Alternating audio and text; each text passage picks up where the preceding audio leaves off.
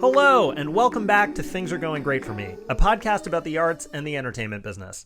My name is J. Claude Deering. I'm an actor and a comedian. If you're new here, welcome. Pull up a chair and get comfortable, because we want you all to enjoy yourselves. Have a croissant. Is a croissant sweet or savory? Literally, no one knows.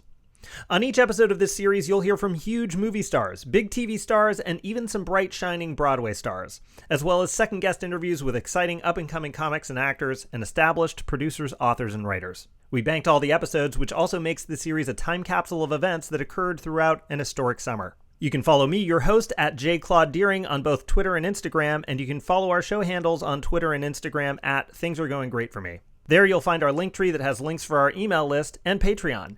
In fact, we've got some special items up on our Patreon right now. We've uploaded a few additional minutes from my interview with movie star Chris Pine from back in April of this year. Pine reflected on the pause the movie industry was about to take with the U.S. starting to shut down businesses and life as we knew it. He also talks about shooting a pandemic movie early in his career called Carriers. And for all you Brooklyn Nine-Nine fans, we've also uploaded 20 additional minutes from my interview today with Melissa Fumero from back in July. We talk about some of our memories from college, our favorite acting teachers. Melissa also talks about giving birth to her second son right at the beginning of a global pandemic.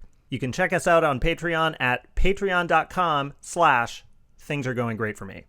Here comes the rate and subscribe part. If you like any of what you hear today, please do us a big kindness. Subscribe to the show, leave us a nice comment, tell your aunt about us, give us those 5 stars wherever you're getting your podcast from today. Hey, Apple Podcast peeps. We see you, Spotify folks. Hey now, Stitcher fam. What's up, you freaky pocket casts cats? Hey, Breaker brethren and sistren. Salutations, Radio Public people. Hello, you overcast outroverts. Welcome to the party, Google Podcasters. We love you all equally, and we hope you love what you hear, and we want to keep bringing you new episodes of this show.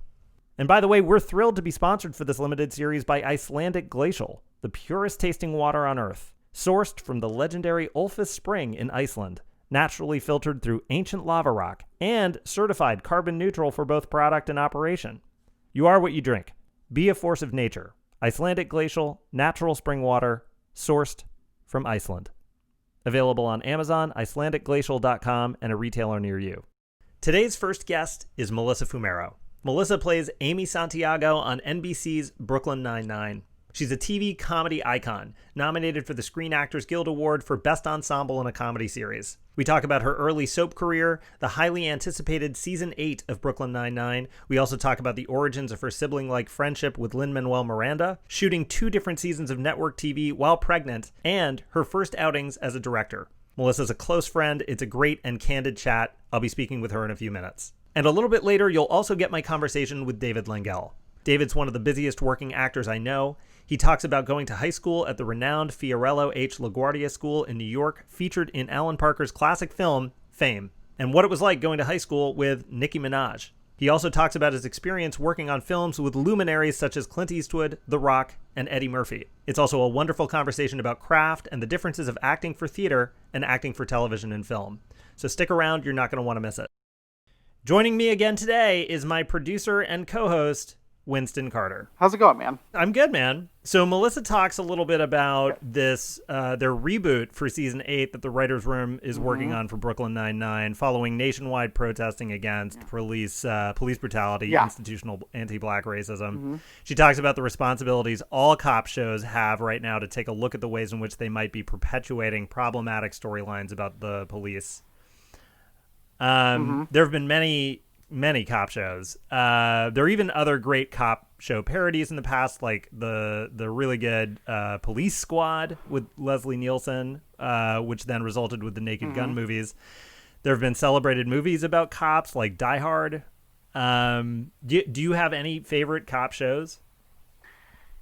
I mean, Brooklyn Nine-Nine was up there, but also, like, when you realize, like, half of all shows are cop shows, it's kind of like, yeah, of course I like some. Like I was thinking about it, I was like, Sherlock is kind of a cop show. Like, they all are. Because, like, it's like cop shows, the occasional president shows, lawyer shows, and firefighter shows are like and doctors. It's all the stuff that it's like the thing, basically all the stuff you call 911 or as a result of 911 are the shows that's where the drama is.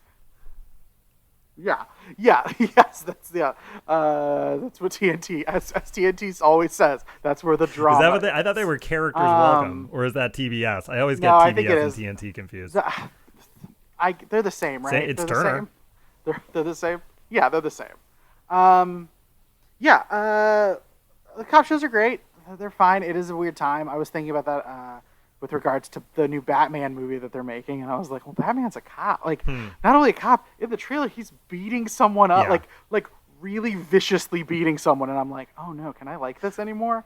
Oh yeah, no. yeah. But then I'm like, it's whatever. It's fiction. Yeah, that's why you make firefighter shows, man. That's what I was really secretly hoping with Brooklyn Nine-Nine was season 8 begins. They are all firefighters. They still reference things from before, and like instead of when you like old characters that were criminals come back as now they're like people who keep getting like their things stuck in fires or arsonists, different types of criminals. Yeah. And they never address it. That's what I was hoping would so just happen, don't talk about and it. I would love that show Just forever ignore if they it. did it. Just never address it. We're just now firefighters. The dynamic between them and firefighters is reversed. It'd be perfect. Well, that is a radical idea. When I say radical, I don't mean cool. Yeah, you mean radicalized. You mean like I am sitcom Al Qaeda. My God. Well, I'm very excited to see how they use this pause to put important storytelling out there. Mm-hmm. Okay, folks. Once again, you've been very patient with us. Without further ado, here now is the wonderful, hilarious, and kind Melissa Fumero.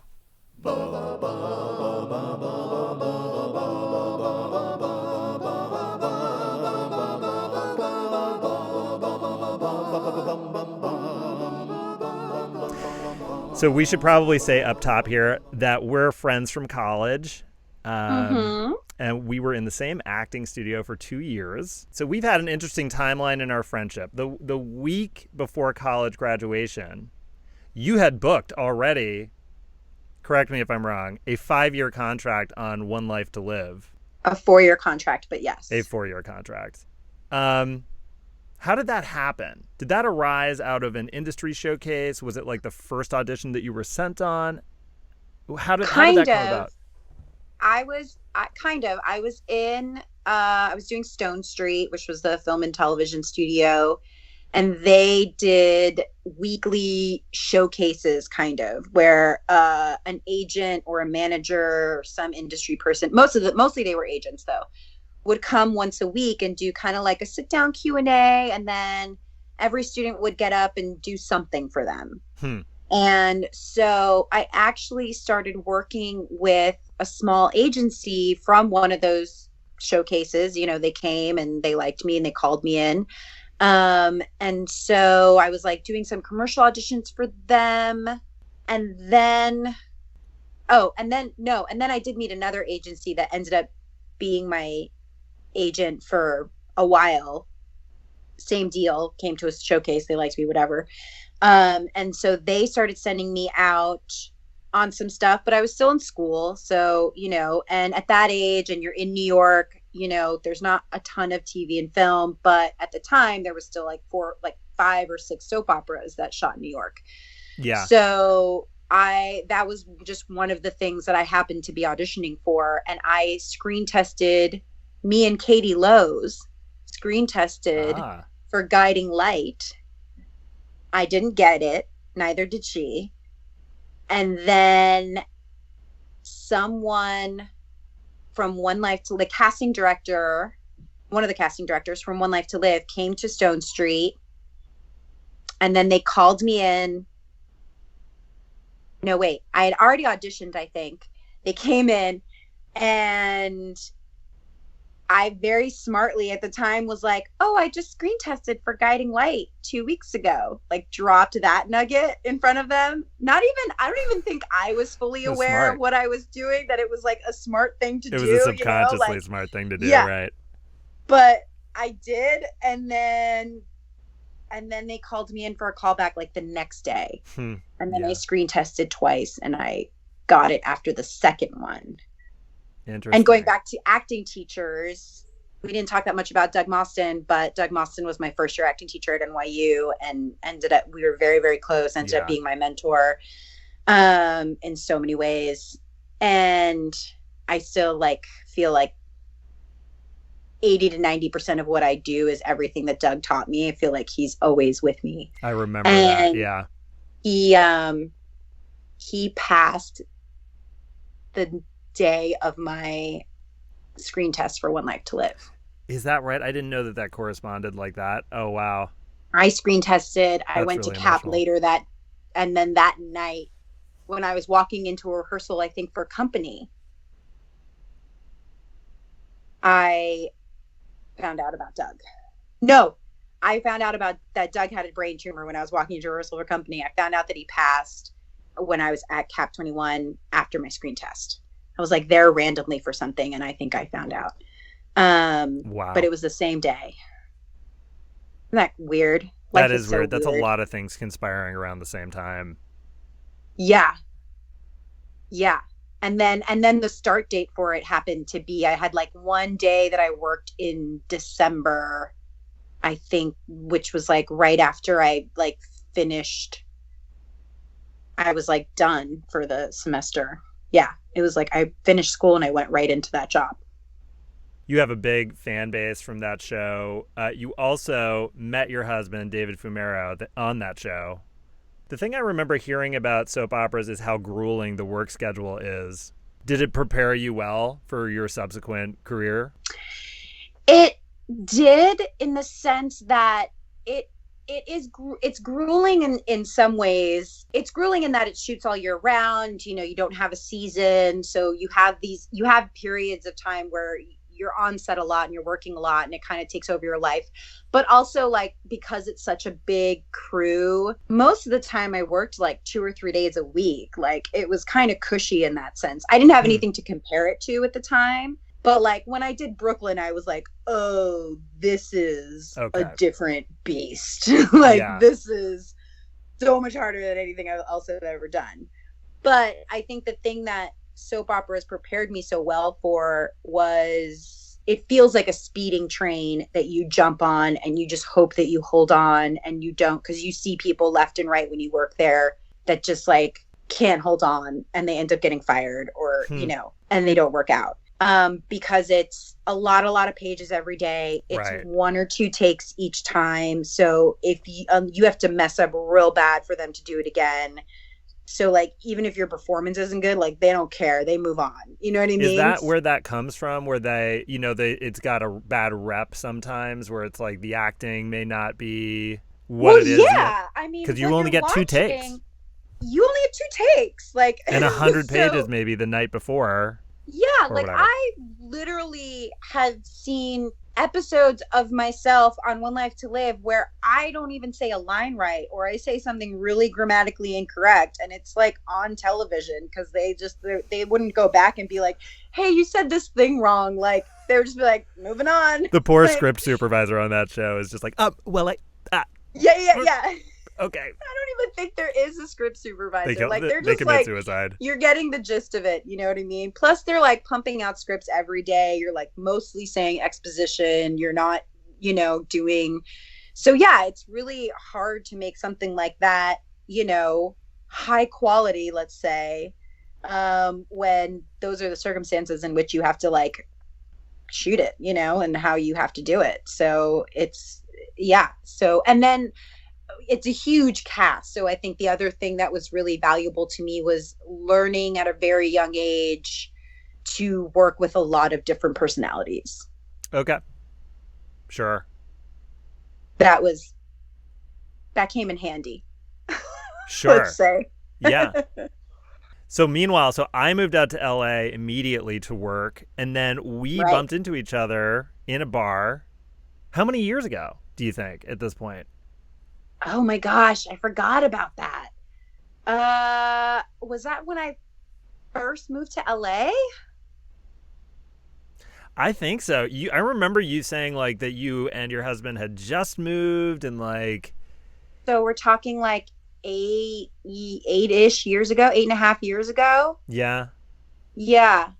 And I remember you were saying like you were feeling intimidated by LA, but you were really excited. You were both taking this risk in moving out. And then I think it was like a month or two later and you had booked the role of Amy Santiago on Brooklyn Nine-Nine. Like, you have not spent that much time after college just like not working. Like you have been pretty solidly. There was almost 6 years between One Life to Live and Brooklyn. Oh, is that right? That I did not work very much. Oh, I didn't know that. Oh, that's okay. That's interesting. Yes, it's all interesting, but I didn't know that.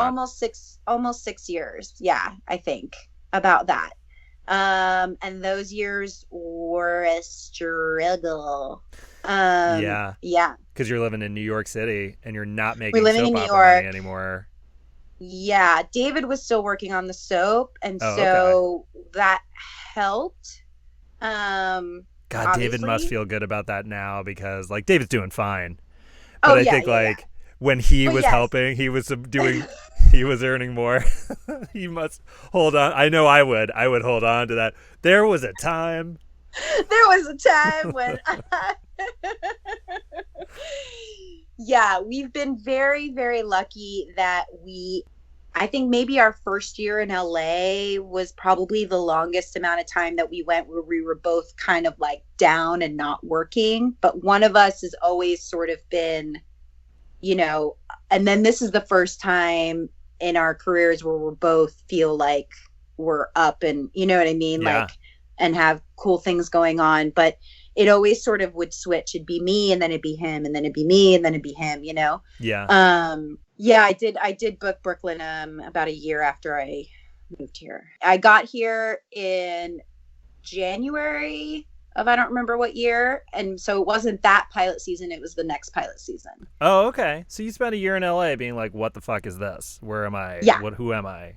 Yes. Everybody goes through that. I've talked about that a little bit on here. It's like when you move to LA, you're like, where am I?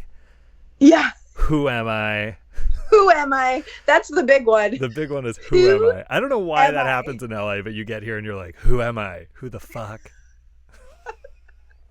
Why am I here? Oh my God, that's so true. And I just turned 30. I was really having that first year. Yeah. Yep.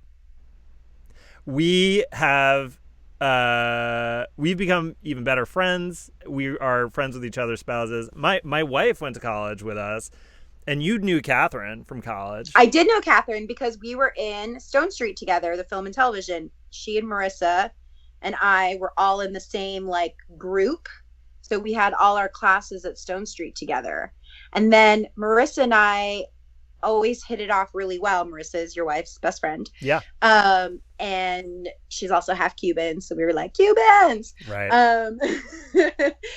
And I actually would see Marissa almost every pilot season that I would come, because those 5 years in between One Life and Brooklyn, I would come out to LA every pilot season for okay, right, 6 weeks or whatever, or 4 weeks. And I would see Marissa almost every time. And I think then... Were you hanging out, or you just mean you bumped into each other? We would just we would hang out. We would intentionally get lunch or coffee. Like I would see her once a year, you know? And so then when I moved out, and then after I bumped into you in the bar, and then Catherine and then I told Marissa that I was pregnant. And when I told her my due date, she said, no way. That is Catherine's due date. Right. So then this incredible thing happened where we were at Cedars at the same time with our first kids. Having our first kids, and then I can't even remember if I'm remembering this correctly. Did you come visit us like in our room, like after you gave birth? How the heck did you do that? Because I had Enzo the day before. Yeah, but still. So then you guys had Henry the next day, and I was like, you guys were 3 doors down from me. So I was like, I'm going to go hobble down to their room and meet the baby. And I did. It was so special. I hobbled down in my hospital gown, and you guys had just had him. And so you were like in that state. Yeah. And I would just like came in like, hey guys, and fawned over Henry and then went back to my room. That was incredible. But we were like literally 3 doors from each other. It was so nuts. And nuts that we had the same due date, and our boys both like came on their due dates. Like yeah. Catherine and I, like, we didn't go late, we weren't early. Like, those boys came. Our due date was the 25th, which is your son's birthday, and Enzo came the day before. Yeah. Totally Nuts. Crazy. So weird. Such a great memory. And I think we find out that like Anne Hathaway was there at the same time? Really? Or maybe Catherine told me that. Yeah. Maybe. She might have been there too at the same time. Well, we've got to invite her in on this friendship then, this little party. Let's do it. I heard she's a big musical theater. I heard. She is. She did Les Miserables, the film. She went to high school with Alan Rathis. Beg pardon? She went to high school, I think, with Alan Rathis. She's a Jersey girl. She went to Milbourne High School. Got it. So now our kids hang out, which is really, really special. And I was gonna say, so you just welcomed your second son, Axel. You have 2 boys. I have 2 boys. Another guest on the show, Baron Vaughn, had his second boy, I think this year. I know Kath and I talk about trying for a girl every once in a while. What? Is that something that you and David are thinking about, or is this it? Hell no. This shop is closed. Yep. Yep. There is no universe that exists. Yeah. Well, I mean, I'm asking myself to be jinxed right now, right? Right. The Lord might say something. The Lord might have something to say. If you believe in him. No intention of trying for a girl. And also both of David's brothers only have boys, so I'm now just convinced that like it would just be another boy. Like if we went for a third, it would just be another boy. And I love my boys to death. 2 is good. 3 boys sounds 3 kids just sounds, God bless everybody that does it. Good for you. Yeah. Not for me. I don't want to offend anyone. No, it's just, boys are a lot of work. Boys are a lot of work. Or kids at are least a lot of work. The boys that I have are already a lot of work. Yeah. But I don't know if I would know anything. I have no idea. That's just my personal experience so far. But they're right. But we're having such a great time. Okay, so now you're headed into your 8th season. Yes, that's crazy to of say. Brooklyn Yeah. Nine-Nine. Now, the latest news was that the cast and the creative team had donated $100,000 to the National Bail Fund Network in response to the protesting of police brutality and systemic racism. There was even bigger news that followed that the show was scrapping 4 whole episodes that were already shot in favor of... No, they were just kind of written. They weren't shot.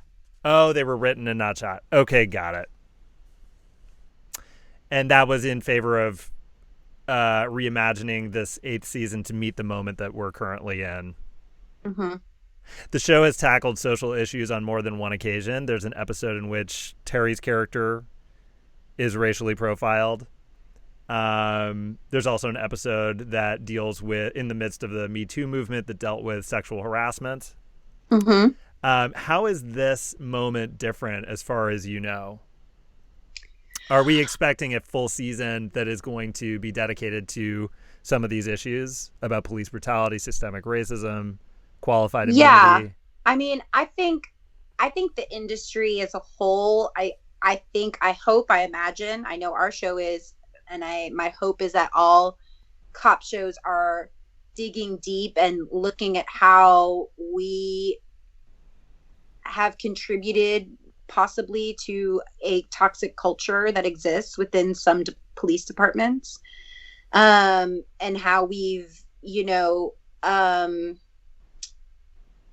and how, perhaps there's been a singular version or vision of what police are in our storytelling, and how that's really a disservice and it's not truthful. You know, there's also been, I think, a lot of light on who's writing these cop shows and how overwhelmingly white they are and devoid of people of color in the writers' rooms. Yeah.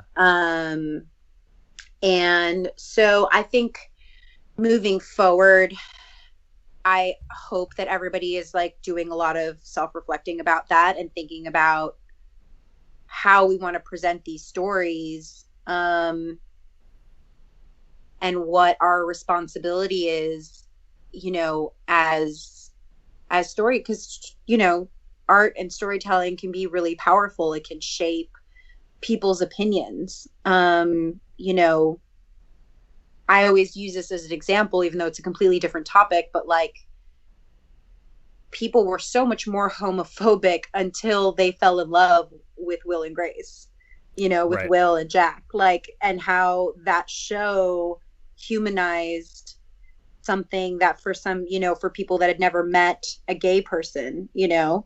Yeah. So we have a lot of power in the stories we tell, and we have to, so I think we have to be really responsible with how we tell them. So I think our show is in a unique position that we have tackled some of these social issues, and we've definitely shown corrupt cops, we've shown corruption, we've shown abuse of power.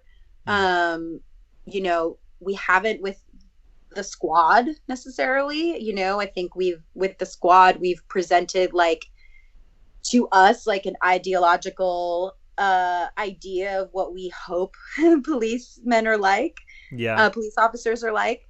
And I think, and I think our show, if you watch our show, I think there is some truth we're telling in the background of our show with the police officers and the establishment that, like, surrounds our main characters. So I don't know, maybe it's going to be bringing more of that world to the forefront, more in the characters' faces. I think the writers are thinking about all the possibilities. I think, yeah, but I think we're in a unique position, and we have a unique opportunity where, like, it can still feel like Brooklyn Nine-Nine without, you know, I don't think it's going to feel like a different show. But because we've done those things in the past, like, we have this opportunity to, like, do even more, you know, and if we get it right, it could be incredible. At the same time, I'm well aware of the pressure that they feel in the writer's room right now. And I'm well aware of, you know, how much Dan Gore wants to get it right and do something that feels impactful and feels true to the show. And to the fans, and it's a tall order. It really is. And we'll just see. But I you know, I have faith in the show, and I have faith in our writers, and I'm excited that we have an opportunity to maybe do something meaningful. And, you know, but and also at the end of the day, like, we're still going to be Brooklyn, and we're still going to be out for jokes, and we're still going to be out to make people laugh. And, you know, aside from all of those issues that are going on, just like it being this year and the election and coronavirus, you know, I'm also, like, just really proud to work on a comedy that's, like, helping people escape a bit and laugh and have a bit of joy, you know. Our episodes were still airing at the beginning of shutdown or shelter in place orders. And just seeing, like, so many messages and tweets about, like, oh my God, thank you for giving me, like, a 30-minute mental break tonight. And I haven't laughed all week, and I laughed tonight watching your show. Like, whew, that shit, like, makes me like emotional, you know, because it's such a small thing, but you're just like, great, you know. Thank God I can be a part of something that's putting that out in the world, you know.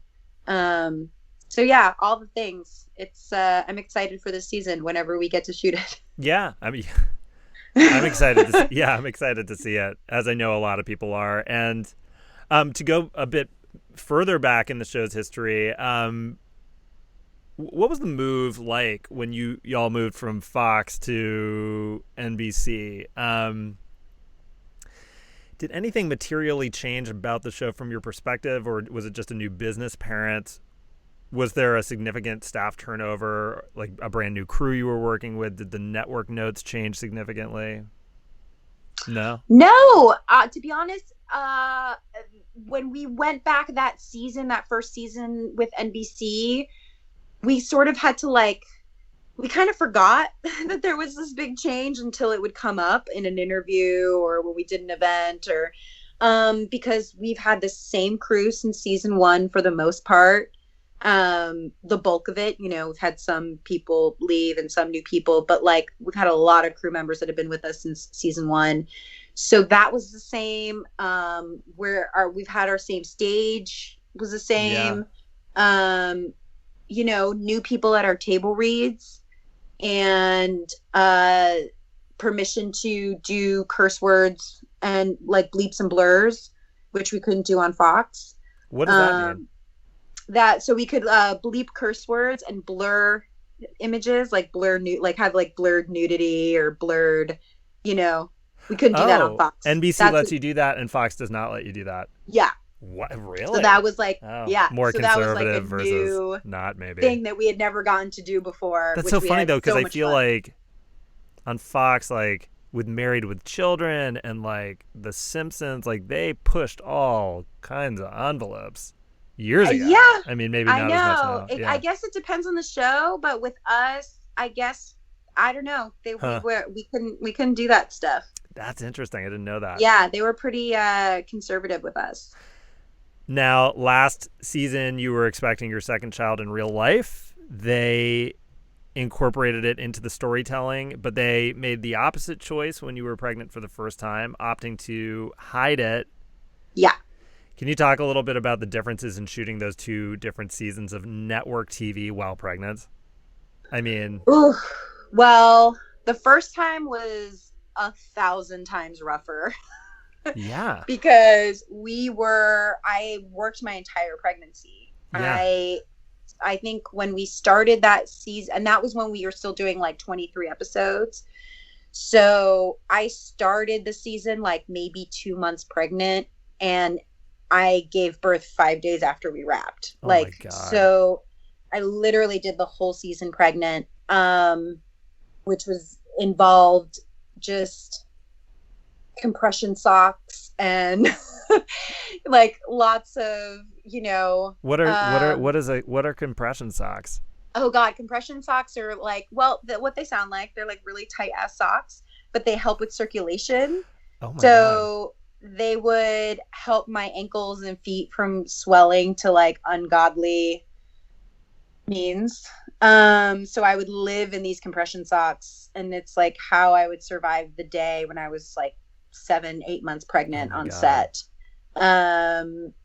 Yeah, it was that season, but it was hard. And then it was really hard, but it was fun. We had it was only our 3rd season, I think. And we had a lot of fun with all of the gags we did to hide my belly, and our now DP, but at the time he was still a cameraman, Rick Page, kept a little notebook in his pocket and kept track of all the things we used to hide my belly throughout the season. And then at the wrap party gave me a t-shirt with everything listed on the back. Oh, that's nice. So everyone was just so great about it. And a lot of our crew, because Mike Schur and Dan Gore always like to work with the same people. So we have a lot of Parks and Rec people that work on our crew. Yeah. So they had already been through 2 pregnancies with Amy Poehler on Parks and Rec. I remember. And so wardrobe was this is an old hat. Here's what we do. Everybody was so breezy about it, which is how it should be, because I've definitely heard the other stories from other actresses on sets when they're pregnant. And everyone just had fun with it. And that was so meaningful to me and so amazing. but I did crazy things that season. I ran into the ocean like at 1 a.m. when I was like 5 months pregnant, because we had some scene where it was like a polar bear swim. Yeah. And Holt and Rosa are in the water, and I'm running in, and I have a big winter coat on that I originally wasn't supposed to have on, but I had to because I had just popped. And so they were like, well, we can't show you in your bathing suit because you're obviously pregnant. So then I had to run into the freezing cold water, and then I could feel like the baby doing these somersaults in my stomach. Enzo's and I was like, nobody Google freezing cold water and if it's bad when you're pregnant. Right. Okay. We're just going to get through this. And then with Axel, it was different because I started the season already like almost, I basically just worked during my second trimester. So it was like easier in the sense that I did a lot less work and got to kind of be on maternity leave for my third trimester. But also like starting kind of right before the second trimester was like, I had no fucking stamina to be on set again and be on set pregnant. You know, so I just felt like, and I had bad back pain with Enzo, but I had a lot more with Axel. And so I just had like really bad body pain. And I just felt like stamina wise, everything was so much harder because, you know, I didn't have this like build up kind of like I did the first time. Like, you know, since I started to work earlier, I felt like I got to like build up the stamina. And the second time I didn't. I was already like so pregnant. Yeah, and then they used it, and then for the finale, like I wasn't pregnant enough, so like in a weird twist of things, they had to put a pregnancy pad on my stomach, so I looked 9 months pregnant because I was only like 6 or 7 months pregnant. More comfortable or less comfortable than hiding it, making you more pregnant when you are pregnant both times? I think less comfortable. Like there's nothing like when you're pregnant, you don't want to like add bulk to your body. No, I guess not. Do you know what I mean? Like I had like my belly and then like this big ass like hot pad, and then I was in sweats doing this whole crazy finale. Then I'm screaming, pretending like I'm giving labor.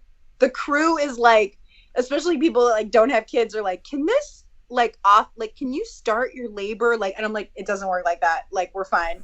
Like everybody was more nervous like around me when I was shooting the finales. They were like, is this okay? And I'm like, guys, do you not remember when I ran in the ocean? But definitely two unique experiences, without question. Yeah. So I want to talk about Hamilton, the musical, for a minute. Ooh, which just debuted as a film on Disney Plus. You and Lin-Manuel Miranda have become good friends. I know, we kind of have. It's kind of crazy. He now plays Amy Santiago's brother on Brooklyn Nine-Nine. Yeah. How did you both meet originally? So, this is our origin story.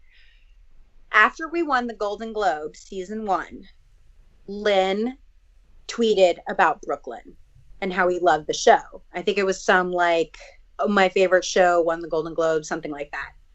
I, being a huge In the Heights fan, having seen it 3 times on Broadway. Oh, cool. Lost my fucking shit when he tweeted about Brooklyn. And I was like, oh my God, Lin-Manuel Miranda watches our show. Yeah. And everybody at work was like, who dat? And I was like, ugh. Oh, really? Man. Yeah, because this is no respect hasn't come out yet. Yeah. So fast forward to my good friend Renee Goldsberry is like, I'm working on this Lin-Manuel Miranda workshop and it's amazing and it's the most incredible thing I've ever worked on. And I was like, oh my God, like losing my mind. Oh my God, Lin-Manuel Miranda has a new musical coming out. So, and then also I've become friendly with Javier Munoz. Also, who played his understudy. They said there was an article about him that he's the greatest understudy of all time. Javi is incredible. I saw Javi do the Usnavi role in the Heights. I didn't know him at that time, but we had mutual friends, and I met him after the show. He went to our school, I think. Yeah, he went to NYU too. We have a million mutual friends. And then he and I ended up doing an indie movie together, and that's where we became friends. Cool.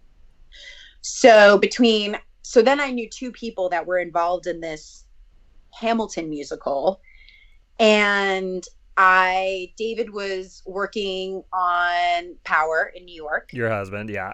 My husband, and it had just opened at the Public Theater, and I basically I think I reached out to Renee first, and she was like, "Oh, I don't have any tickets left." She was like, "Why don't you ask Javi?" So I asked Javi, and he's like, "I don't have any tickets left, but I'm going to put you in touch with your super fan, Lin, and he's going to get you tickets." And so then Lin emails me, and he's like, "I love Brooklyn Nine-Nine, and here's this person, you're going to get tickets." And so then I went with Michael Miller, one of my best friends. Our friend from college. Because David was shooting till like really late at night. He couldn't go. And then after the show, Javi came and got me and brought me to the basement, and I met Lin in the basement. And as anyone who's seen Hamilton, you know, that feeling of like your brain has just exploded and you've seen the most incredible thing ever. Yeah. I was in that state, and then Lin was like trying to talk to me about Brooklyn, and I was like, "No, what? Everything about this is wrong. Don't talk about my show." Wow. And it was crazy. And then and then we just started from there. It just grew. Then I saw the show again. I saw it again when it went to Broadway. And we just like, you know, a friendship grew. And so then cool. We kept campaigning. And then everyone, of course, knew of him at work and knew that he was a fan, you know. And then people were coming up to me like, "Did you know Lin-Manuel Miranda is a fan of Brooklyn?" And I was like, "Shut the fuck up." Yeah.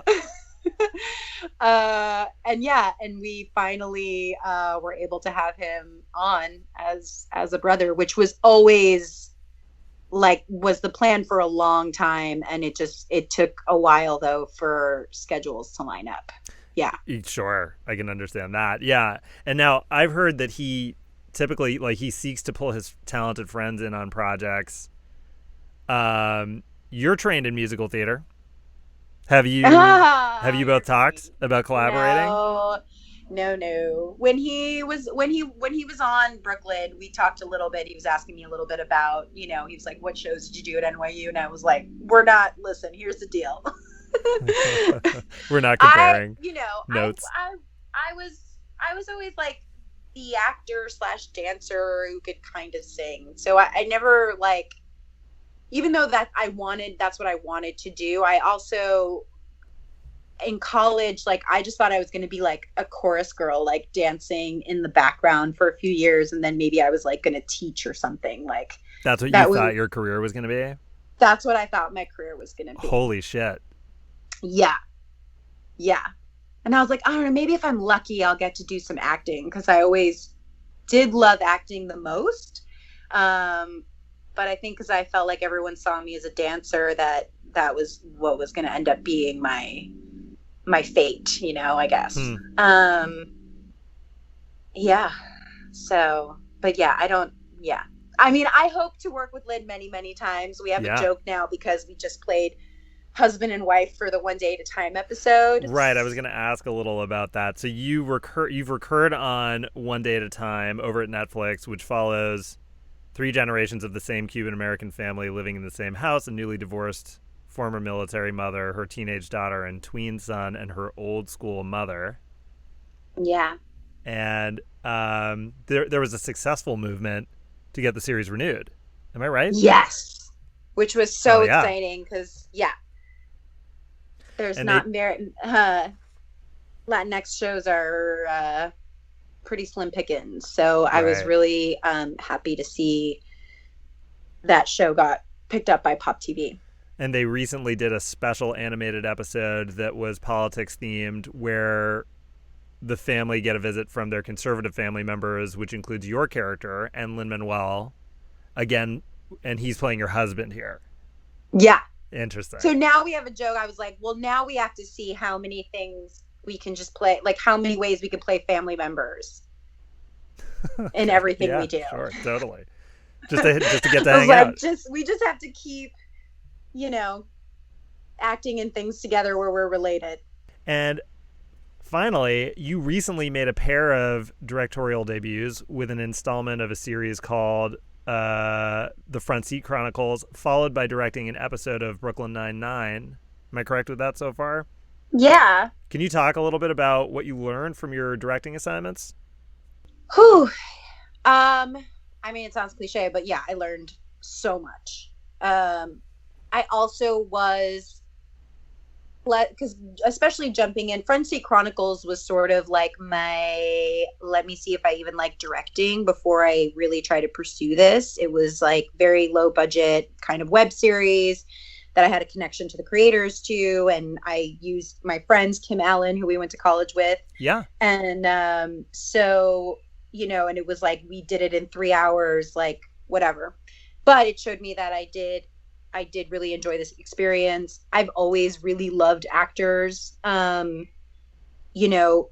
in like, I think some actors with fellow actors can feel, that competition or that, but I just like genuinely love like other actors and like talking to them about their process or how they work. And I find it all like just really fascinating.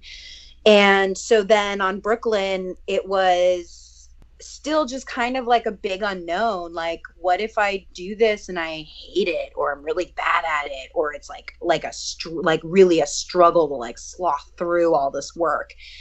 And even though deep down I didn't think that would be the case, but I think that was like a little bit of the fear going into it. And I just loved it. I loved all the homework.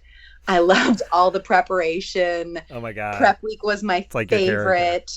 Like such a nerd. Like, yeah, like really, having that in common with Amy, I guess. Loved my binder. And loved getting to spend time with some of our crew members that aren't on set, like especially like everybody from art department and set deck. Like those people are not on set every day, so you rarely see them, and then getting to spend like a whole week with them, and they're so creative. Yeah. And they're just really artists. And so you spend that whole week just being inspired by people that are so good at what they do. And then going into it and just, I think this cast is one of the most talented casts on television.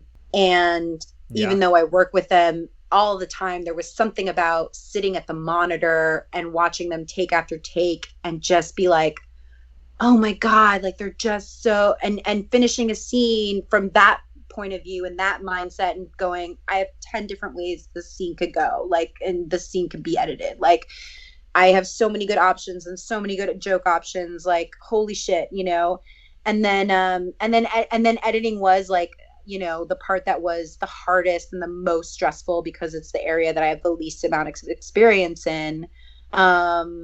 So, that's the area that I'm trying to expand my knowledge like the most, because that part felt really overwhelming.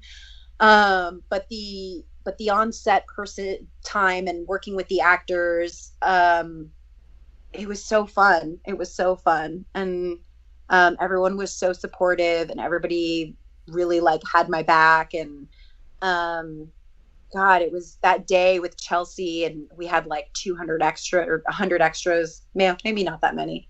Anyway, this theater like full of extras, and it was, and this whole like making the G crash down on the stage, and it was such this like intricate day.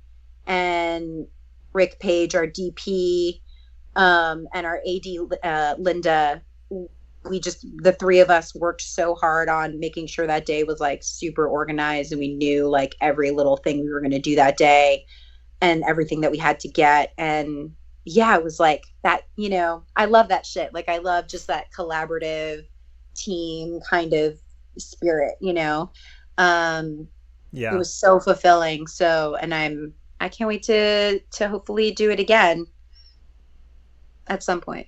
Yeah. Okay. I I want to say, Melissa, thanks so much for coming on here and chatting with me today. You're one of my favorite people. Oh, likewise, bud. Thanks. You're Thanks a for having good me on. friend. There are a few people I know who are as funny and genuine and smart and talented as you are. Aw, It's hella rare. thanks. I'm gonna bring you something nice next time I'm at your house. That's what I wrote down to say. I wanted to make sure I said all that. I wish you the best always. Thanks again for doing this. Thanks, friend. It's good to see your face. I miss you guys. You too. Well, there you have it. My conversation with Melissa Fumero from back in July. A big thank you again to Melissa for doing it. I hope you all enjoyed it.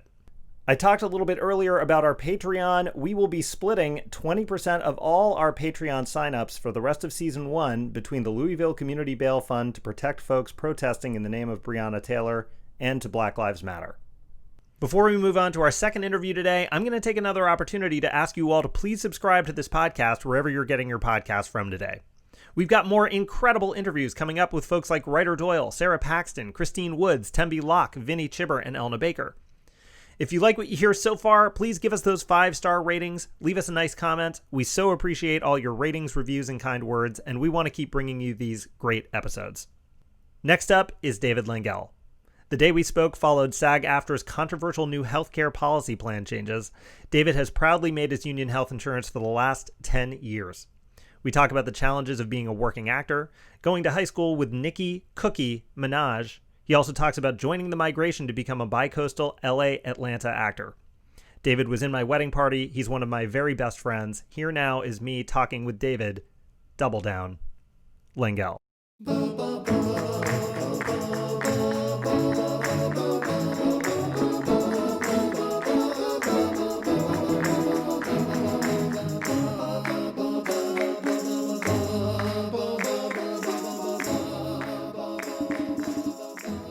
How are you? I'm good. How are you doing? Doing well, thank you. All right. Let's do your sound test. Just talk about whatever you want. So the Mets are ahead of the Washington Nationals by a score of 7-2 right now. We're in the bottom of the 8th inning. There's 2 on, 2 out. Pete Alonso's up. Are you watching the game while you do this interview? No, I left the game, but I just... All right, just making sure. So how's it going, man? It's pretty good. You know, I have to admit my anxiety levels are up and down, and the last 24 hours, you know, it's a little bit of a red zone, but I'm doing okay. What was the last 24 hours? Well, I don't know if you heard about this, but SAG released that they're changing the health insurance plan and the eligibility for it. Yeah. So it's kind of scary. I don't know. I don't know what's next, but it's a little bit of a shock, and I'm not thrilled right now. Do you think, is it going to kick you off of your current insurance? It might, yeah, because they raised the threshold of eligibility by like $8,000. So in a year where nobody's making the money that they usually make. Yeah, no one's working. Yeah. So, sorry, I don't. You proudly have made your SAG-AFTRA health insurance. How many years in a row? Do you know offhand how many years you've qualified? No, but probably around 10. That's a huge accomplishment. Thanks, man. But it's a little shocking. I don't know what it means exactly yet. I'm doing the webinar tomorrow morning. Yeah. Is this the show? Have we started? This is the show, man. Yeah. Oh, this is great. But sorry, I don't mean to get anxious on the program, but no, it just ask me how I'm doing, and that's just the first thing that I thought of. But yeah, dude, I'm good. How? Yeah, everything is just kind of, we're starting over. You know, it feels like we're rebuilding what we know to function in society. You know, given the circumstances. So that could induce some nerves and anxiety, but we will prevail, and we will find a way to adapt. Because if you don't adapt, then you're left behind. I don't know what to say. Yeah, absolutely. Yeah. And now your lovely parents, Judy and Jean, they were visiting you in LA, I think, when the stay-at-home order started. Am I right? Yeah, they were out here in March for their winter visit, and then came March 11th, March 12th, and everything shut down, and they didn't want to get on a plane, and they still don't. So yeah, they're chilling with me. But look, everyone is kind of doing what they can to find shelter and stay safe. I know people that have left LA. I know there's been a mass exodus from big cities. I mean, not just LA, but also New York. Yeah. It's you have to do what you have to do, and look, I'm lucky that I have them here. So yeah.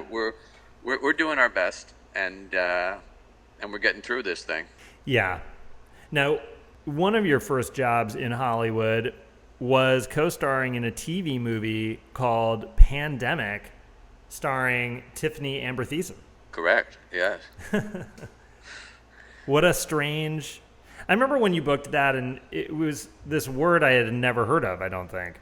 Had you heard the word pandemic before?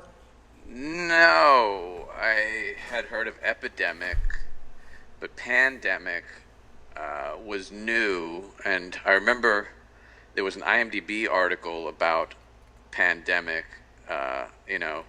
like pandemic hits the Hallmark Channel. And I was like, oh, that doesn't sound... great, but it was to promote this movie that they were going to have for the Hallmark Channel, and then I got my first TV gig on that, and that was very exciting, and I liked the world better when pandemic was a good thing for your career. Right.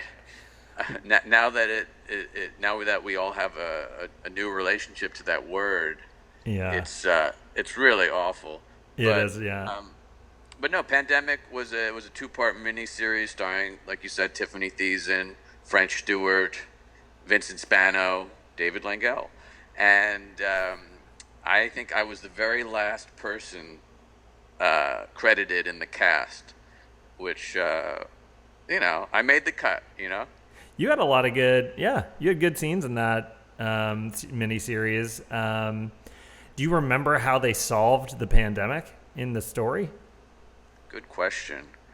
I don't recall exactly how that went down. This is going back to 2006, 2007. And I know they recently re-released it on Amazon and YouTube, but... No, I think it had to do with finding the antibodies and then injecting that into making the vaccine. And but in the movie, it only lasted a week. Oh my God, are you serious? Yeah, and it was mainly focused in Los Angeles, so I don't know how global it was covered in the film, but it was nowhere near this epic of a situation. Yeah.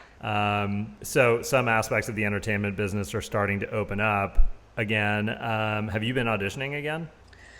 Yeah, the self tapes have been coming in, but it's been definitely a new kind of auditioning. I mean, I've been doing self tapes for a couple of years now, but mostly for things that I couldn't be in person for whatever reason, and now it's just the norm. So they're all self tapes. I haven't been in person for anything, and what's really new is the self tapes for commercials and the Zoom.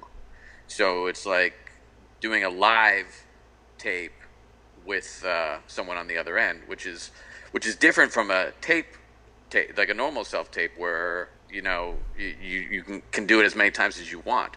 But yeah, commercials, and there's a lot of voiceover because that's so easy to do from a remote location.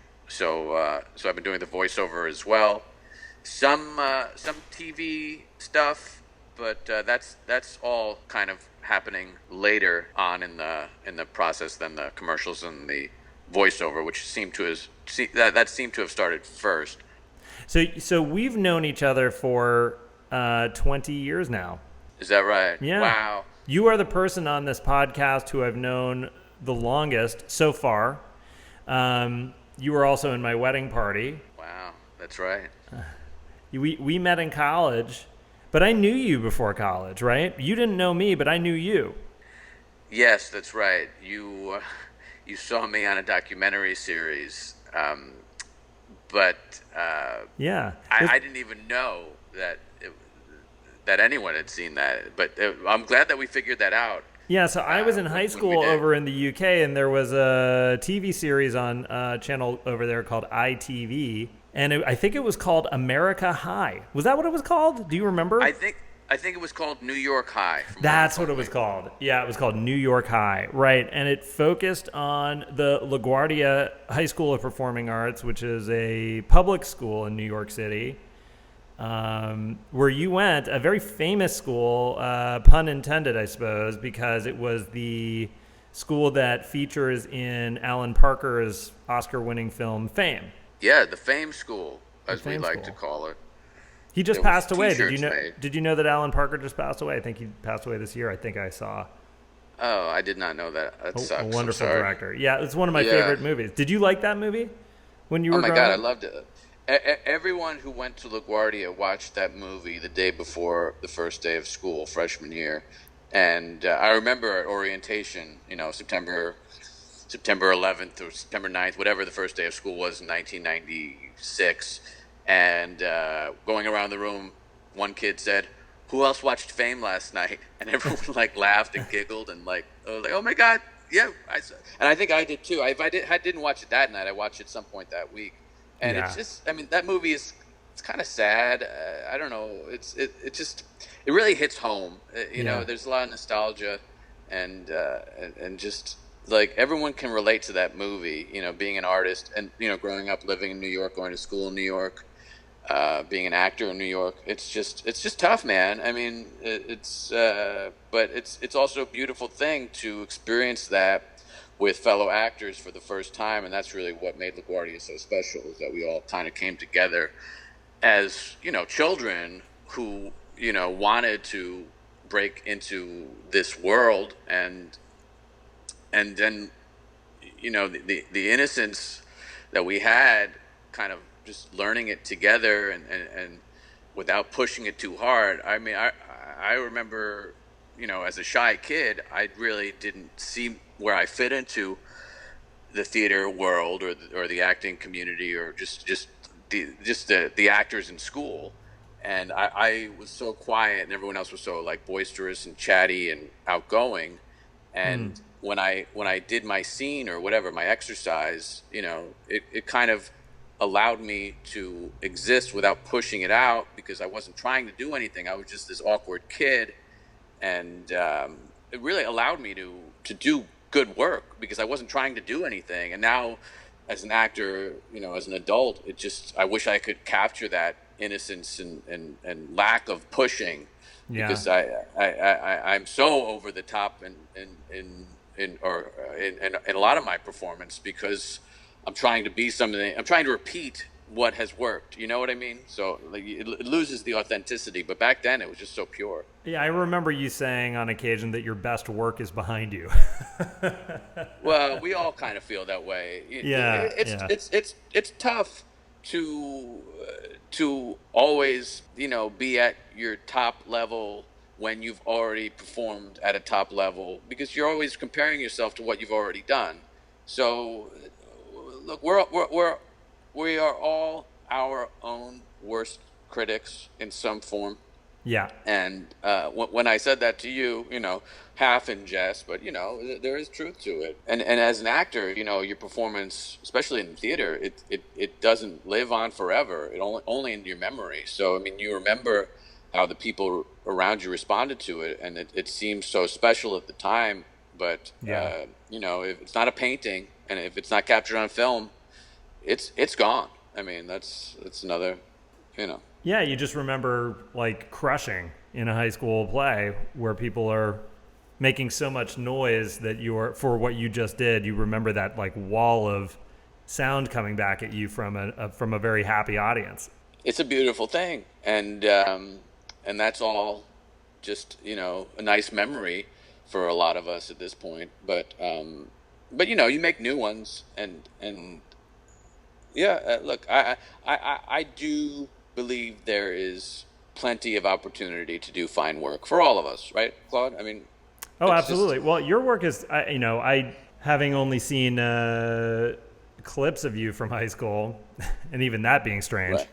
Right, those clips, which I have never seen. Yes. Yeah, the work that I saw you do was mostly in college, and you have an ability to sort of throw yourself into character in a way that a lot of folks, when they're starting with acting or coming into acting at some point, there's a sort of that shyness that you were talking about. I think that you figured out a way to like isolate different aspects of your instrument, your vocal instrument, your physical instrument, and sort of step outside of your own shyness and put your attention into character, what the character is going for, and using those instruments to communicate the story in a very startling way. So like when I see you, I remember you doing a character at Adler. I think you did the dad in Proof in a little production at Sure. school, and you had the presence of an older man in a way that lived in your voice and your body in a way that was startling, because even though when people meet you, you're sort of a perennial 50-something-year-old character actor at first blush, you've always it's still startling to hear that coming out of a 20-year-old. Yeah. What can I say? It's a gift to be given old physical characteristics at a young age.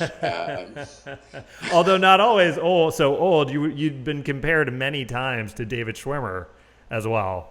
Sure. Yeah. Definitely. I've been getting that since Friends came out. Yeah. But you have a couple of no, looks at least. Yeah. No. The age and the character stuff is all. I mean, it is a gift, and look, I also have a young face. You know, people often tell me now, especially that we are getting older, that, you know, they don't know how old I am because like you said, I have these kind of older features, and then also I just haven't really changed that much. You've described yourself as a hair actor. Can you explain what you mean by that? Well, yeah, just because I'd like to just do different hairstyles, facial hair, you know, mustache, beard, goatee, sideburns, you know, comb over, comb down the middle, Van Dyke, circle beard, you know, bushy beard, even body hair. So it's just. Does that lead you? Is that your first sort of touchstone with a character? Is the kind of way you're going to wear your hair? Well, I have embraced a certain look in the last 10 years that I've been using as a marketing tool. But going back to the early days, yeah, you know, I would kind of pick a hair style or facial hair, you know, style, and kind of go from there. But yeah, with the hair and the voice, you know, these superficial physical qualities do inform from the outside in, you know, but yeah. It also leads to, you know, kind of an over-the-top performative aspect where you're not getting that same internal energy which reads so well on camera. Well, I love that. I think it works great on camera. I think the thing that a lot of people presume about acting for film and TV is that it needs to be small or it needs to be so subtle. And to be honest, in my when you think about it, that's really only the one like Ryan Gosling, Michelle Williams movie that comes out once a year. I mean, a lot of stuff that happens on film and television, you know, a sitcom is theater. You know, nobody in real life goes pivot when moving a couch. Sure, and or with the laugh track behind it. Right. You know, so like that's an audience. That's right. theater. And then when you think about even the single camera comedies like Unbreakable Kimmy Schmidt or The Last OG, I mean, those performances are huge. And when you think about a movie like Julie and Julia, when you look at like Meryl's work there, or Tucci in Devil Wears Prada, or I mean, these are big performances with physical architecture that, you know, so I think you're very well suited for all of those different forms. What would you say was your biggest struggle in terms of being small, like on a particular project? Do you have one that comes to mind?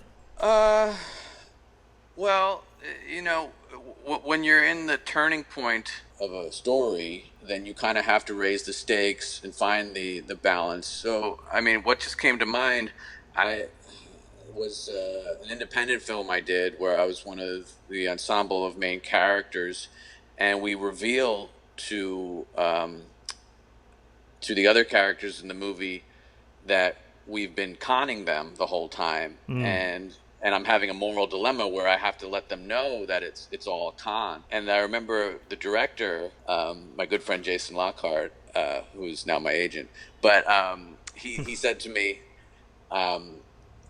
look, I want you to take everything you've ever learned in an acting class, all your history. I want you to use that in this scene. And I was just like, wow, okay, that doesn't put any pressure on me, but all right, I'm gonna try to harness this intensity and focus it to play out the story. And you know, it's tough because you're really trying and you push, and you know you're given this opportunity to, you know, showcase high emotion, and you can kind of get anticipated a little bit too much to the point where you're forcing it out, and it's tough, but you know, we did it, and the movie played. It was a good little independent movie, and that scene was just fine. You know, I'm not. It's tough. Like I said earlier, you know, we're all our own worst critics, and it's hard for me to watch it, to be honest with you. But is it hard for you to watch a lot of your work? You know, I'm critical of it. Yeah. But I do like to watch and then make adjustments. I mean, it's really helpful, especially in the self-tape process, because you can see what you're doing in the first take or two, and then kind of adapt to it. And I mean, it's really a pleasure and a luxury to have that in an auditioning process, because so often, well, like the norm was just to go in and not know really how you did with zero feedback. So so it's nice to have that feedback, even if it's only on your own. I guess your own eyes. It is a little bit the way that athletes rewatch their plays. You know, I think for actors when they're beginning, if they throw themselves on tape too early and they're noticing everything about what their eyebrows do or eyelids, or you know, then I think it can be paralyzing in terms of a person becoming too neurotic about lip quiver. Exactly. I think that one thing that actors, it takes time to learn, is that everything you do, like, you know, I remember like Mark Maron on his podcast, he was talking about getting on Glow or some of his early acting work, and that, you know, he's on set with a coffee cup and he suddenly finds himself saying, like, is that how I hold a coffee cup? Like, is that what I'm supposed to... Is that how people hold coffee cups? And I think like for when you're more seasoned actor, you learn after a certain point that everything you do is the right answer. You just have to allow people to see you, right? And hear you. Sure. No, I mean, if you can live and breathe in front of other people, then you're finding authenticity. It's when, you know, you push it out and you're so aware of what's going on around you that it changes, you know, what you would normally do. That's when you're kind of in the danger zone of schmacting, or just too much. It's a delicate balance. It's a weird thing we do. It as is. It sure actors. is. Well, Yeah. so tell me, like, when you were at LaGuardia, also, I was curious because I think you had mentioned that you'd gone to school with. Did you say Nicki Minaj was there when you were there? She was my classmate, yes, Nicki Minaj. What was that like being in high school with Nicki Minaj? You know, it was great. She wasn't Nicki Minaj back then. We all called her Cookie, and Oh, she was a spunky kid in our class, and great actor. I yeah. didn't know that she was a rapper or singer at the time, and I'm really pumped for her now. I mean, she's really megastar success story, and I'm a fan. Yeah. But yeah, I mean, she was really a great classmate, talented. She's from Queens also, so you know it's nice to hear Queens mentioned in the mainstream commercial pop superstar world. Yeah. But but yeah, no, she played some great characters. I remember she did a scene from Final Placement. I remember she played the fortune teller, and I don't know, it was just brilliant. It was one of our senior projects, and yeah, no, she did some fine work. And look, it's I hope to cross paths with her one day. Yeah, man. Absolutely. Were there other folks that from your class that have gone on to do at least as well or half as well as she has, or you have? Uh, Me? What? No. I But said you. no, I don't. I can't think of any other celebrities. Oh, Um, really? Interesting. Okay, I would have thought maybe more. uh, no, I mean that's a big one though. Yes, she is. Absolutely.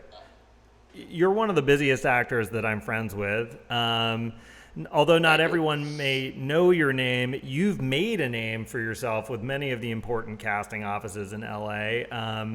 You are reliably castable in a number of kinds of roles, as we've sort of alluded to already. You've racked up over 50 episodes of television across 35 different TV series before the age of 40.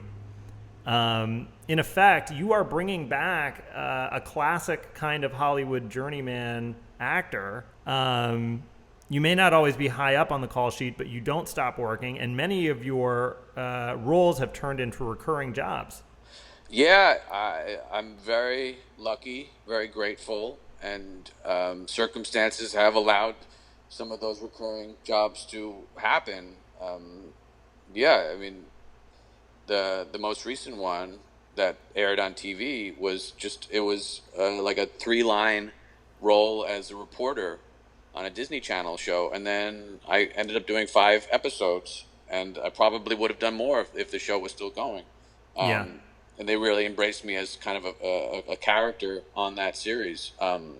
Yeah, just stuff like that. You know, you go in for a co-star, and then you fit into the world, and then they just instead of bringing in another random co-star, they just bring me back. So it's really it's a really cool thing when that happens. The stars kind of align. And it's not always the case because it depends on the circumstance of the character with the others, and it depends like where they are. If they're on a field trip to a snake sanctuary, then they're probably not going to. The kids are probably not going to go back there every week. But if it's someone who works in the school, then Right. there's room for that person to come back, multiple times because the school is such a big part of the show. On a show like Henry Danger, where I would play the janitor, so that show I came back 5 times You in the you school. you really visualized that janitor role into existence because I think you were. I don't know how many things you've written on your own, but I think that you had at one point before you got that role, you had envisioned a janitor role for yourself. Am I getting that? Am I confused? No, that's absolutely true because, well, Claude, I was a janitor in Queens in college and high school. I for my summer work, I would work in the schools as a janitor, and it was a really good summer job. Yeah. And then I always thought, well, if I need to write a pilot or something or a script, I would kind of create this persona as a guy who went back to the school that he attended as a child, but this time as a janitor, kind of in the vein of Welcome Back, Kotter, but this time it would be just, me as Dave, Welcome Back, Dave. And, it's this guy who's like not doing great in the world, and he has to become a janitor, which, no shame in that. I loved it. It was a great job. And it's, all right. It's really, you hear that, major streamers? Start your engines on that project. Yeah, rev them up. But but also I had a jumpsuit in my closet from playing the zookeeper in the House of Blue Leaves, Artie Shaughnessy. Oh yeah, I remember. Yeah. So they let me keep that costume, and then I auditioned for the janitor role on Henry Danger in that, and I also auditioned to play an exterminator on House of Lies in that same jumpsuit, and I booked both of them.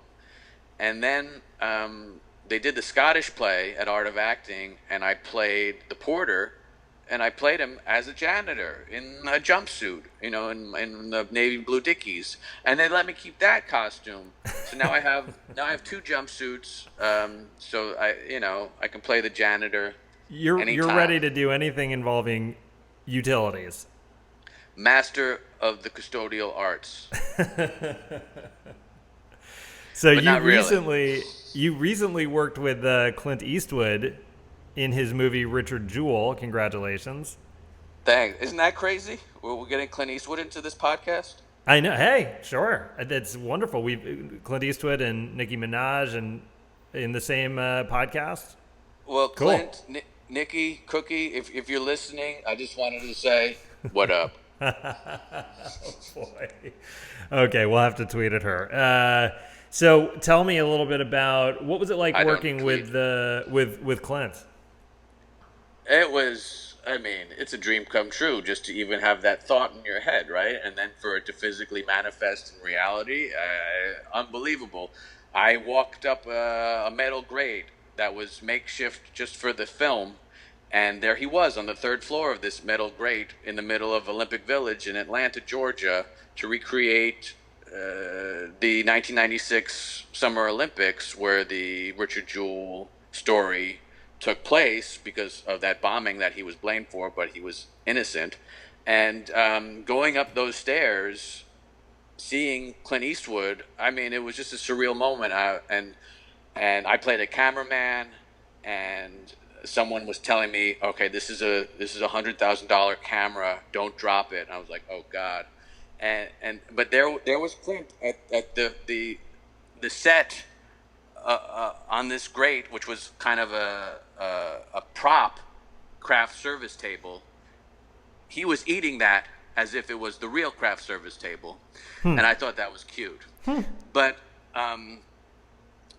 yeah, living legend, and he doesn't call action. I took my place before our scene, and I hear him, from the floor above me yell, "Okie dokie," and I was like, "What?" And then some PA said to me, "Go, go, go." I was like, "All right." And so I'm walking up the stairs with this $100,000 camera, and I do my first take, and then I see Clint smiling, and I'm like, awesome. Wow. So I think it went well, and I'm in the movie. I have my 2 short scenes. I got a few lines. I think it's on HBO now. A few people have been texting me that they've seen it. So no, It was unbelievable that to work with Clint Eastwood. Really. You also got a role in Disney's upcoming Jungle Cruise. Am I right? Is it 2? Jungle Cruise 2? No, Jungle Cruise, right? No, it's just Jungle Cruise. Yeah, they starring The Rock. Dwayne Johnson. And you got to work with him. And I got to work with The Rock. Yeah. What was that? What was that like? Well, that was awesome too. And the movie unfortunately has been pushed due to the state of the world, but yeah, still scheduled to come out next year, I believe, next summer.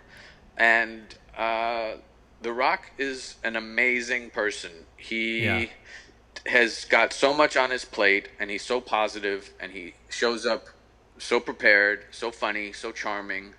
so kind. I didn't really have a personal interaction with him because we were in the reshoot portion of the filmmaking. So when he came to set, we were already on the boat, and he just kind of came to do his coverage. But he was very kind, and really an orb of bright energy surrounded him, and I was standing right next to him, and really just honored to be there in this group scene. Really, really just magical experience to be in the wonderful world of Disney with The Rock in a major motion picture. I mean, how'd that happen? Like, pinch me. You know what I mean? Okay, I got one more for you. So you're also appearing in the highly anticipated Eddie Murphy film Coming to America with a number 2. Yeah. That's where I was getting to. No, that's what it's listed at right now, for sure. And so, can you remind? So, did you get to work with the man himself in that? Yeah, my scene is with Eddie Murphy. Wow. And look, I hope I'm in the movie. It's a quick scene. I don't want to say too much about it because it's early. But yeah, I mean, look, being from Queens, this is a movie that is such a love letter to Queens. So I'm just honored to be in it. In the original film, Big Brother Jake plays the taxi driver in a great scene. I don't know if you remember. It's, one thing Queens has, it's common parts. So he has that scene wearing a Mets hat of all things. Oh, okay. Spoiler alert: I do not wear a Mets hat in this movie, but hopefully I get a moment or two in part of Hollywood history. I'm not. The script is hysterical. Hopefully it all comes out great. Yeah. Now, like a fair amount of LA working actors, you've signed with an Atlanta agency and now regularly fly yourself out to audition for projects. That's where those last 3 bookings have come from, right? Thank God. Yeah. Thank God. Do you like Atlanta? I love Atlanta. Atlanta has been just a gift to me and so many actors, and it's just like an island of culture and show business and kindness, and it's just a good place that is not what we're used to in California. So it's really and I have so many friends there now who I love, and going back and forth. Honestly, I don't know how it's going to work in the future because the world has kind of restarted in this new way. So, but I'm blessed. I mean, last year it was really. It's almost like I lived in Atlanta last year because I didn't. Yeah. All my work was there. So I mean, I was just so happy to be in that environment, which was kind of like a fresh start for me, just kind of a transition to what the next phase of my life is, because right now no one knows what that is, but it served as kind of a bridge, and whether it takes me back or I can continue to go back and forth or I'm here, I'm just grateful for that year of my life in my career that I had the ability to work in Atlanta, and I really pray that I continue to work there, and obviously in Los Angeles, and hopefully New York too. I would love to work in New York. Yeah. I mean, the world's getting so small in terms of auditions because of the remote self-tape environment and the reality of that. But what I'm seeing is that they really want you in the location while you audition, because flying is an issue. So, if you're going to work in LA, you should be in LA. If you're going to be in Atlanta, you should be in Atlanta. If you're going to work in Atlanta. But hopefully all that will be worked out, right? Because it seems like it will be. It's just, and everyone's got a different opinion on it because no one really knows what's happening next. Right. Yeah. Well, in the meantime, where can people find you online, David? I have an Instagram account which is just my name, at David Lengel. I'm on Twitter, which I don't really use. That's at Dave Langell. And yeah, that's pretty much it. I'm not too much of a social media mogul, as in I'm not. But I pop on Instagram. It's fun. Yeah, definitely. You're fun on Instagram. I like following your activities when on those occasions when we can't grab lunch. I can see what you're up to. I love you, bud. I love you too, man. How'd we do? Are we doing good? We're doing good. I think that's it. I was just going to say thanks for interviewing with me today. You're one of the best actors that I know. You're an even better person. Thanks, man. I think you're great too, Claude. I love you, brother. I love you, man. I wish you and your parents and family, your sister, and safety and good health. Dude, same to you and yours. And Claude, I can't wait to give you a hug when it's safe, you know? Yeah, man. Me too. To everyone out there, if you listened all the way to the end of this 6th episode, I want to say thanks for listening. Give us a subscribe and those sweet high-star ratings, a nice comment, and we'll return the favor by bringing you even more quality content in the future.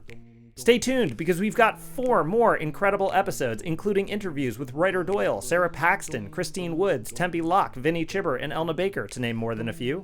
Our sound engineer is Christopher Frontiero, and our series composer is Cormac Bluestone. Our series graphics editor is Dan Olszewski.